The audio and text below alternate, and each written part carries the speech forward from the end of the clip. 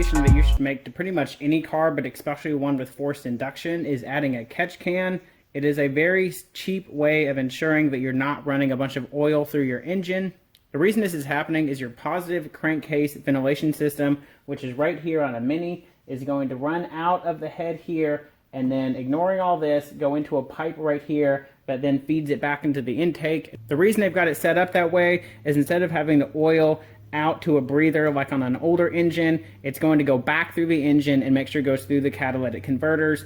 Now, what you can do to still be emissions compliant and also prevent that oil from going into your system is using a catch can. The way this works is the oil is going to come out of your valve here into the catch can, which has a few different mechanisms inside it to make sure that the oil turns from a vapor and condenses down here into a liquid, which you can then drain out at a later date. Then the rest of the air goes back through and into the engine. Now you have two ports on a Mini. You have one on the driver's side of the head up here where the oil goes into the engine, and then you have this one over here. This is your PCV valve. Over there is just a regular barb. That one goes into the intake side of the engine before the filter. That one I just capped off. So I put a silicone cap over it on here, and on the barb on the intake piping, I also put a silicone cap on that. That's just completely deleted. For the valve here, obviously we kept the valve. I went ahead and put a brand new one in while I was in there. They're super cheap. You should probably go ahead and replace it. It's only about 20 bucks. I've got my catch can over here. So this would normally have just had a 90-degree tube that connected this to a plastic pipe. It is a gray plastic pipe that you can maybe see right here, but goes down and into the supercharger. And I then rummaged through all of my old pipes and tubes and hoses that I've collected through the years of working on other cars. And I found this great factory pipe that follows almost a perfect track that I need. Same for this one on this side.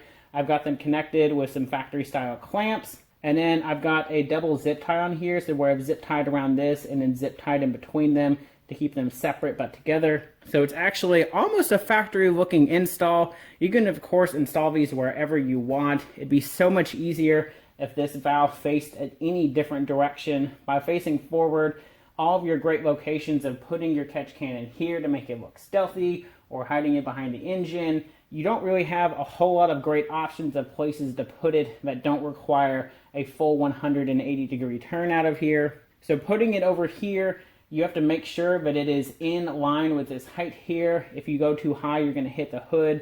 So there's really not a whole lot of height here between the engine mount and where the hood hits. So it had to be right here, perfectly level with the rest of the strut tower. I did put a rib nut into the strut tower and bolted it down, and they've got this little bracket that attaches to the top of the catch can itself.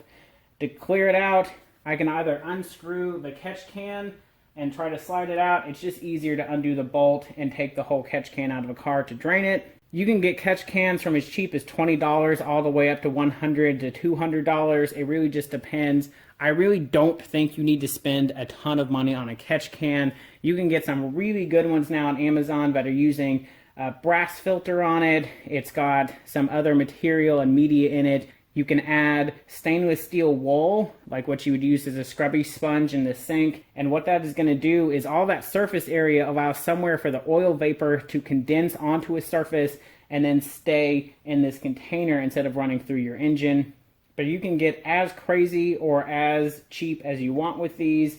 This one is a $25 one from Amazon. It has a brass filter, which is really nice. It's a quality piece. It's got another little plate down here to add more surface area. It's got a lot of different nice features to it. These right here, these two barbs are sealed up really nicely. They're also a good size. Some of them come with barbs that are a ridiculous size that don't really make sense. So you're going to have to change them out. This was a good one. I'll try to link it in the description. The link will probably change from time to time, but if that's the case, just message me and I'll update it. But one good practice with this is I try to change it out every time I do an oil change or after a track day. Because track day, a lot of high RPM use, I'm going to be putting a lot through the system. And then every time I change the oil, it's just easy to go ahead and take it out. It's usually about a third of the way full. I'm not running a ton of oil through this. with just regular daily driving. But it does happen. It's a good preventative item, and it's a nice, cheap, and easy install. It's something that you can do in just a few hours. As far as getting hoses like this, you could also use a silicone hose. Silicone has a lot of bend to it, so you could get a silicone hose that could make this turn right here. You can find 90-degree hoses online. You could also fab up a metal hose, so you could bend up like a large diameter fuel line and then have little adapters on here.